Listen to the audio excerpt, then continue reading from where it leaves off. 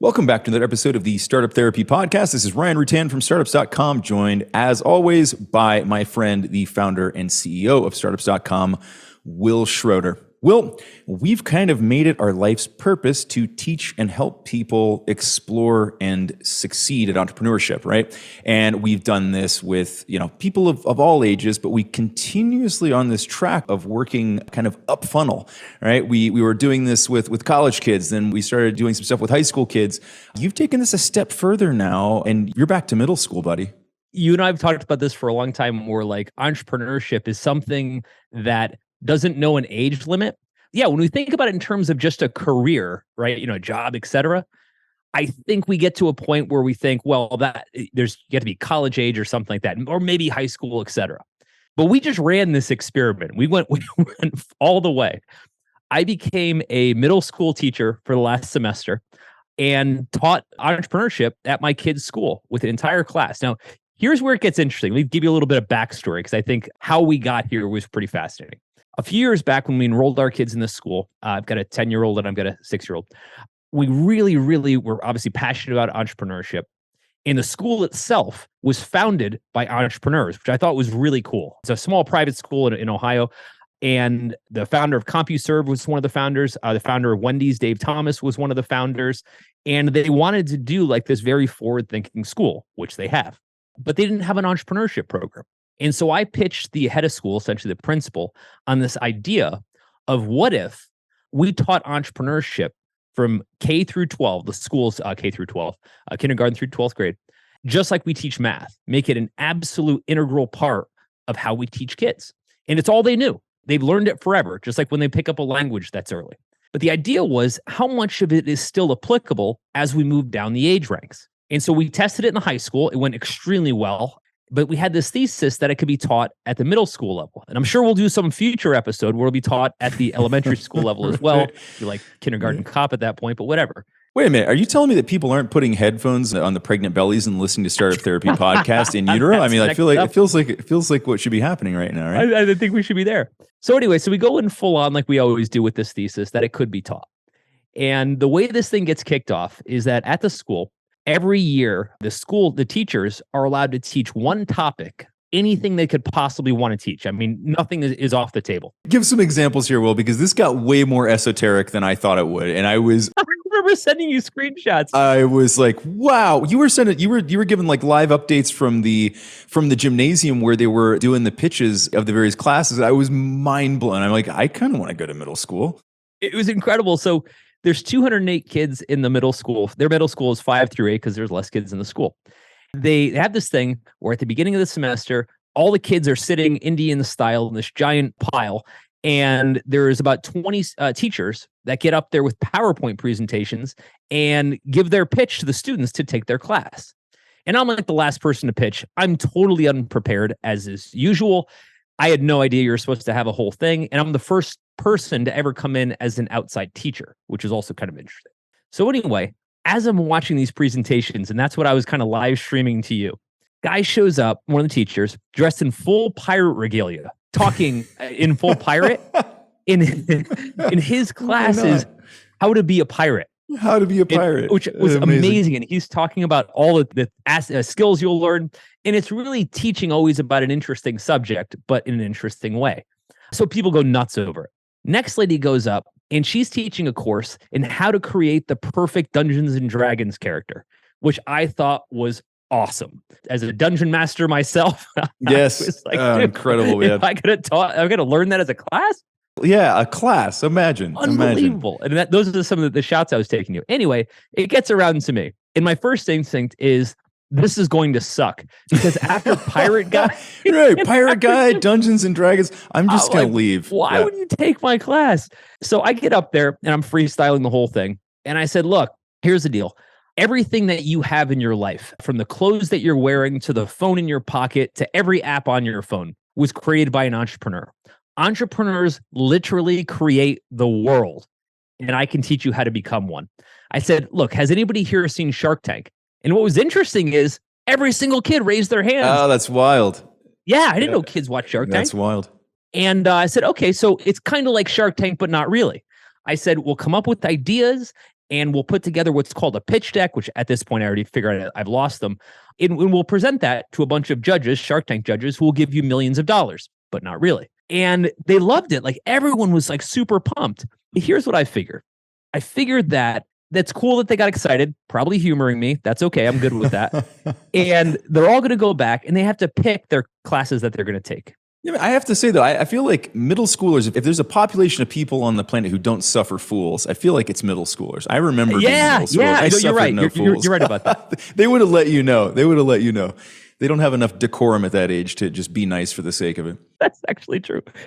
So out of 208 students, this is what blew my mind. A head of school reaches out to me and said, "You're not going to believe this. Out of 208 students, 147 of them signed up for the class." Wow. They must have misheard the part about the millions of dollars. They heard millions of dollars. They were like, I think he means it. I think he means it. Here's what I think happened. I think they went home with their class list. They had the stuff they were going to take. Then their parents took a look at it and said, "Dude, I'm not sending you to school to learn how to be a pirate." And so they got conscripted in my class. Regardless, that's where our story begins. And I think, what we should explore in this isn't really just about how it went with the middle schoolers. I think there's some funny anecdotes, but really how entrepreneurship and this childlike thinking is across the board. It's everywhere. It's omnipresent. And I think we learned a lot, not just about, these students and kind of that population, how our charter just got a lot bigger, but really how to start thinking like kids. And I think, you had some examples too of where you've been thinking about that as well, right? Oh, 100%. I mean, it's funny because I started at the other end of it. I'm like, I have middle brain and I want to have young brain again. I want to think like a kid. I realized that there's so many things that were easier back when I didn't have a whole bunch of reasons stacked up in front of me that something wasn't possible, right? I know all the reasons this won't work, right? Like I look at my 4-year-old, almost 5, my 8-year-old, my 11-year-old, they have, and there's a spectrum there, right? The youngest one has the least barriers. He also has the least ability to be reasonable, but it is what it is. So they didn't have all these restrictions. I thought, man, I just need to think more like a kid. I need to think more like a kid. So I started practicing thinking more like a child and just trying to be more flexible. If you're trying to solve a big problem, the idea that you have all of the tools and answers to that, relatively small. You got to be flexible in your thinking. So I was going through these different exercises and practices to think more like a child. And then I realized, I employ 3 of these full time at my home. Like, why don't I just ask a kid? And so it's fun, but I've started doing that. I've just started asking my kids more like, hey, what do you guys think about this? Like, what would you do? How would you approach this? What do you think? It was just another like fun parenting insight that I gained. When you ask kids what they know, which is a lot of what they get, kind of through traditional schooling, they're taught stuff and then they're queried on it, right? We're taught knowledge and then we're queried on it. And kids, 1, they don't know that much. And 2, they resist that question a lot. When you ask them what they think, sit back, right? Just sit back, That's a great, put your feet point. up. And you get so much more. And it's actually, I've translated that into a lot of other things. So instead of just asking people like a direct question about a topic. So if I'm talking to a founder trying to help them solve a problem, instead of asking them what, I ask them what they think, right? So instead of what's the problem, what do you think the problem is? How are you thinking about the problem? And it just opens up so much more for me, for them. So anyways, yeah, it's been a fun process to go back to trying to think more like a kid, but to actually involve kids in my thinking. It turned out they were really good teachers at how to think like a kid because it's all they know how to do. I learned a ton. And so like at the end of my pitch, I said to the kids, I said, look, here's the deal. If you can ever take one course in your life that will be absolutely life-changing, take the Dungeons and Dragons course. Exactly what I was about to say. I was gonna interrupt you. I'm like, I hope he's going with Dungeons and Dragons here. I mean, a pirate would have been close. Yeah. And it's funny. I stole that line from an old trailer from Austin Powers. I think it's the second one. The best tee up, they said, this summer, if you can see only one movie, see Star Wars. But if you can see 2 movies. Yes. Also sneak us in. That's amazing. Absolutely. Anyway, so what was interesting was I wanted to go into it with no textbook, so to speak, with no visuals, with no handouts, nothing. The idea was going to be that all we needed to do was just seed the ideas and let them go. And I figured after a class or 2, this might go totally off the rails. But again, exactly what you said, and I love the way you put it, this childlike thinking, where if you just unleash their minds, it's endless. It does. It is. It just keeps going. We're routinely late to school because we start having conversations in the car And it just won't shut down. Jack, the youngest, is typically the culprit for this because he'll just keep asking. He just keeps asking why, right? Why? And then he's coming up with his own thoughts. Well, what if, right? And it just won't end, right? Which is, problematic from a tardiness standpoint, but it's amazing from an idea generation and thought generation standpoint, right? If you don't put blocks on this, you don't artificially stop yourself, it'll just keep going. You said something there. We stop asking why. We stop asking what if. We create patterns for ourselves where it didn't work before, so I guess it can't work again. Or someone else tried it, so I guess there's no point in me trying it. Think of how many ideas were tried and failed, and people go, oh, that idea failed, with the assumption that that person had the right timing, the right configuration of the idea, or they were even the right person to run it. I've got times in my life where I had the right idea at the wrong time, and by that definition, it was a failed idea. I've mentioned this on the pod before, but we did a company called affordit.com, which is long since defunct, which is essentially every buy now, pay later site right now. We're just 10 years too early. Yep. And in the middle of a financial crisis. Oh, yeah. So, by the way, that too. Bad timing. But these kids don't think like that. And that's where things started to get really interesting. So here's how we teed things up. And I thought this is not only interesting for these students, but it's also interesting to us as adults.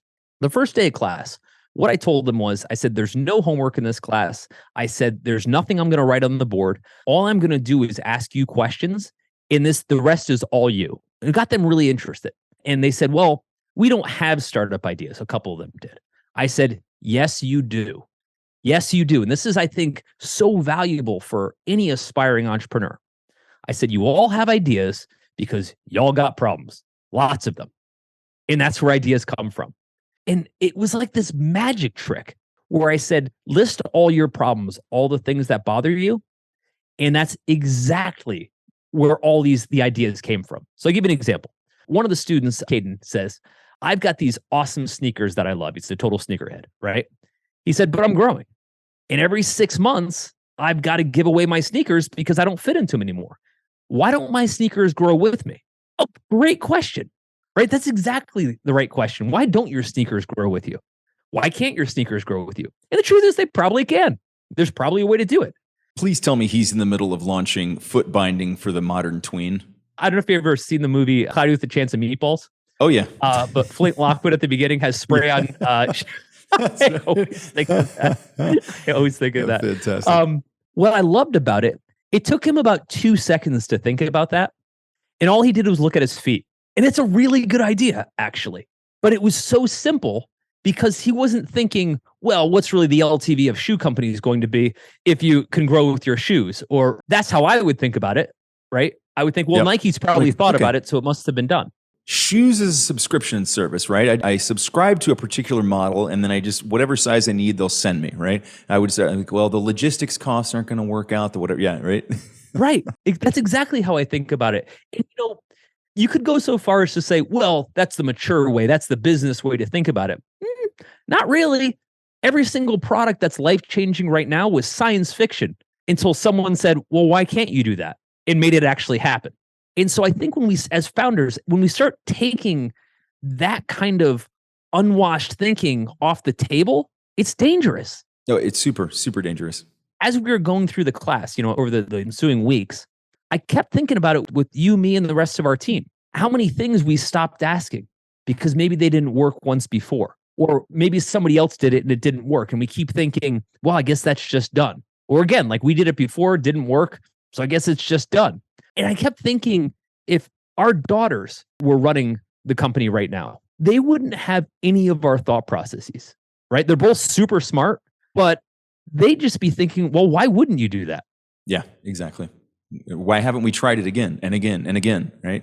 Kids are resilient in that way, in that they definitely don't view failure in the same way unless they're taught to, which is a pity.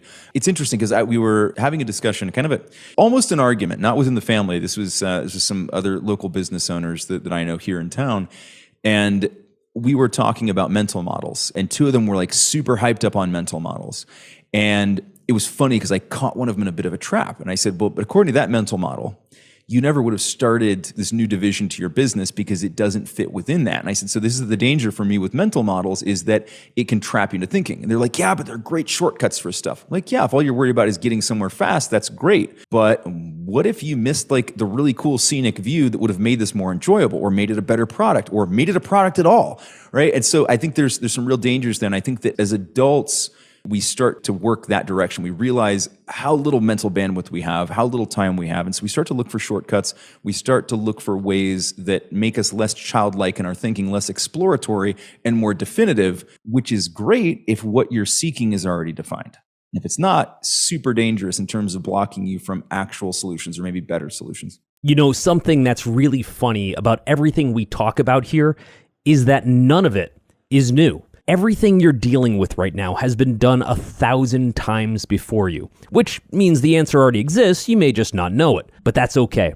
That's kind of what we're here to do. We talk about this stuff on the show, but we actually solve these problems all day long at groups.startups.com. So if any of this sounds familiar, stop guessing about what to do. Let us just give you the answers to the test and be done with it. So here was the next interesting thing that happened. We went on this exploration of problems, and they just went off. Yeah. I'm sure that got diverse and very interesting. God, it got crazy, right? Initially, what I thought was, this is more or less going to map the same process that we use either for idea validation or for pitch deck creation, because ultimately I wanted them to create a pitch deck to present their idea at the end. But I spend way more time talking to founders about how pitch decks work. I spent zero time explaining anything to them. I noticed the same thing with my daughter. You know, she started a business last year, and she wanted to pitch it to the head of the school so that she could have a pop-up shop inside the school store for her product. And I told her it'd be a great idea for her pitch to the head of school to be essentially a pitch deck, you know, to have the same structure. And that's when I first noticed it. This was almost a year ago. I didn't have to explain much of anything to her. I said, on this side, put the problem, on this side, put the solution, on this side, put, you know, whatever traction you have, et cetera. And she was like, yep, go. And like with founders, with adults, I get asked 9,000 questions, and they're logical questions. But what's interesting is the students hardly asked any questions. To your point, I didn't ask them what they knew. I asked them what they thought, and it just went crazy. And it made me think too, like maybe some of the way we teach or explain these things, where we're trying to be very prescriptive, could be turned into more of an exploration. You know, how would you present that, or what is in your mind? And what's interesting is our founders, and we help drive this, really want to be on a very prescriptive path. Here is exactly how to build a pitch deck, slide by slide, exactly what to say. And it works because it saves them a lot of mental energy, but at the same time, it prevents them from doing a lot of thinking as well.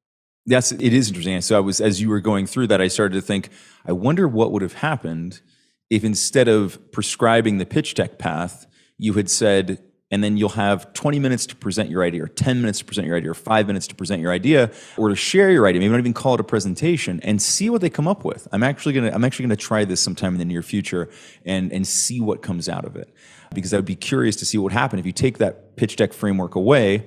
How do they present? I mean, we hear this all the time, right? Explain it like you're explaining it to a child. Well, if you really want to do that, you'd have to ask a child how they'd want it to be explained to them, right? Let them figure it out for themselves. That's a great way to put it. Yeah.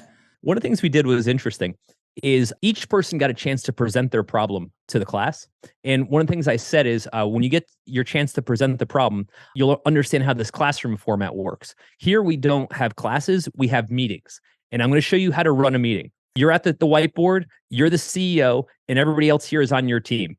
And people start raising their hands. I'm like, nope, nobody raised their hands, right? CEO will call on you, right? It'll let you know who he or she wants to talk to. And so we do it, and the kids loved it. But they're up there as the CEO, they present their problem, and everybody else had to solve it for them. They weren't allowed to present their solution. Super fun. Oh my God. Yeah. As I'm watching it, again, I'm thinking to myself, Ryan, when you and I run these types of meetings, either internally or with other folks, people are afraid to talk because they're afraid to be wrong. Yep, exactly. These kids didn't understand what wrong was. There was nothing writing on the answer. So I think that's a big part of it, right? It's just, they're just trying to be helpful. There's no consequence in the best of ways, right? Sometimes we need consequences. They can drive performance. But in a lot of cases, we need to remove the consequential layer. Otherwise, we're not really going to get the real answers. Right. If no one has consequence, then no one has a problem speaking their mind.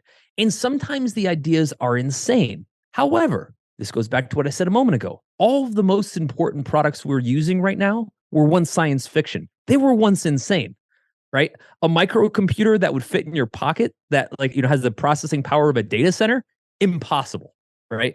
A network where you can contact the entire world all at once simultaneously, impossible. Yep.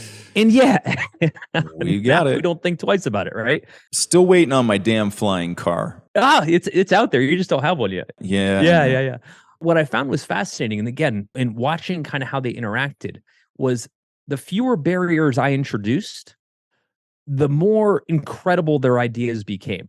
So instead of saying, here's everything you can and cannot do, I just said, here's the objective. The objective is to find a problem. They went crazy. The objective is to come up with as many solutions as possible. I thought this was interesting. They went crazy. I spent the entire class, Ryan, just trying to shut them up. And I mean this in the nicest way. Yeah, that's sort of the right problem at that stage, though, right? It's incredible. Like, it's not that I didn't respect teachers before, but I have a whole level of respect for them now, because at the end of every class, I was exhausted. But I got to tell you, I can't remember the last meeting I came out of that I was exhausted in that way. Yeah. There was too much happened. There was so much going on, right? Generally, when we're running meetings, we're trying to pull stuff out of people, right? It can feel like literally pulling teeth, getting people to open their mouths and let it out, right? It's such a challenge for us. But you said something really interesting there, which is that, the less barriers that were put up, the better the ideas were, right? It's not just that you get more, you get better. I think that we've adopted this mentality as we age, as we mature, as we have more of these mental models, that what we're trying to do is deliver the distilled version of the thinking in real time, which is as dumb as it sounds. Right? It's not possible to do. If you're coming up with the thinking, you literally cannot. And if you are distilling it, you're just trimming off what could be some of the most important pieces of it, and you don't really know yet because it hasn't seen the light of day. It's still a thought process. So I think it's a critical point for us to remember as adults and founders. One, if you're working with people who don't seem to have that problem, don't try to shut them up. Don't try to shut them down. Don't make them say less. Try to understand and see the thought process and learn from that, right? It's a fantastic exercise to do with kids, but with anybody really. And secondarily, not to assume that because it's been distilled down that it's necessarily better, right? Less is more, not necessarily, right? That's really hard to tell because we don't know what we missed out on at that point. The other thing that we miss out on when we're prescriptive, or we're just, let's say, telling our team what the answer is, what have you, is we lose ownership. And what happened was, by the students coming up with the ideas and coming up with solutions, sometimes solutions to other people's ideas, and then we broke them into teams and they'd pick the idea that they wanted to work on as a team the most, they had ownership. And I was really interested to see how this works. I think this is one of the most fascinating things about entrepreneurship, is the fact that people own their work. They're proud of their work. They treat it like their baby, if you will. We've used that analogy a ton of times, and it's pretty apt. And I think when I envision a world where we empower more entrepreneurs and more people have ownership of their work product, the world becomes a better place. We have happier people and we have better product. Like, the world creates better things because people take ownership of it. Right. But that permeates down through the organization too, right? Well, it's not just, you started off with that kind of point, which is that when we take away the ownership, when we put too many restrictions around it, you were talking about the team specifically, it's a super important point, because what at kind of best case scenario, they tell you what they think you need to hear. Worst case scenario, they tell you what you want to hear, right? And now you're not generating ideas. You've now pigeonholed people in such a way that the only thing that they're going to bring to the table are the things that they think you want to hear. So they're running it not even through their own mental model, but the mental model they think is going to work for you. Imagine the level of trimming that an idea goes through before it gets to that stage, and how repressed that thought process is. It's scary to think that we do this to our people. I also think that over time we get so married to an idea, a process, an outcome, et cetera, that, like we said earlier, we stop asking those questions, and then every now and again someone comes along and asks what they're going to think is an inane question, and we're like, why haven't we done that, or why don't we do that? Damn, we haven't ever thought of that before. Yeah, I don't know. And we're like, damn, that's actually. That's really that goes back to that agency, ownership, and fear piece, right? Because then what you'll find, because we see this all the time, Will, we see this all the time. You ask one, every once in a while, I'll ask a question like that of a founder, and instead of just going, oh, yeah, shit, we should have thought about that, or we could think about that. Let's go think about that. What do people typically do? They get defensive, right? This is even far more likely to occur within a team than it is if you're talking to an external advisor, somebody who's just trying to help you out with your business. You're more likely to be receptive. But if you're somebody subjugate on the team, if you're junior, right, to whoever's asking the question, the likelihood is they're going to go defensive, right? They're going to say, well, we didn't think of that, or we did think of that, we didn't do it because, right? Because. That's not the important piece of this, folks. That doesn't matter. It's irrelevant why you didn't do it before. You just want to think through it, right? Why didn't you think about it before? Who cares, right? Think about it now, right? Open up to that. It's so damn important that we're not shutting things down before they see the light of day. I agree.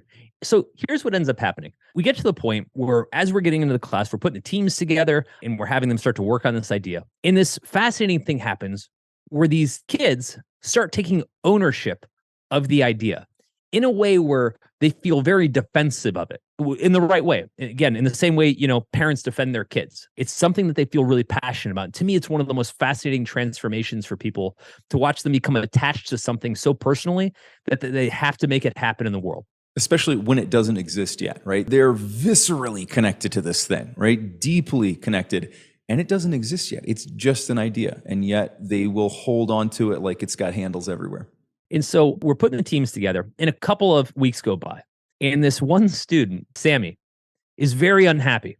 You could tell he's very intense about entrepreneurship. Like he really, really wants to be there, but he's just, the look on his face the entire time with his team as they're coming up with the idea and developing the idea is just hilarious. And so finally I pull him aside after class and I said, Sam, what's going on, man? He's like, I have an idea that needs to happen. This team isn't following it, right? He couldn't sell the team on his idea. And I said, go, what is it? He said, why don't windows wash themselves? No, okay, go on. And so he basically had the idea of the equivalent of windshield wipers. For windows. Yeah, for all your windows. He wasn't thinking about it in some like goofy Dr. Seuss version. He had a lot of thought put into this, like a lot of thought put into this. And so I was like, listen, man, if you want to go lone wolf on this, have at it, right? Do it. That's the core of entrepreneurship right there, right? Exactly. You see a solution to a problem that you want to solve in a way that you want to do it, and the rest of the world isn't going that way. This is where entrepreneurship comes from. You're like, well, damn it, I'll just go do it myself, right? I will take off and do this. So all the students put together their decks. And at the end of the semester, the idea is that they're going to pitch to a bunch of founders. So we call a bunch of our founder group friends, and they love this stuff. And they show up for the pitches.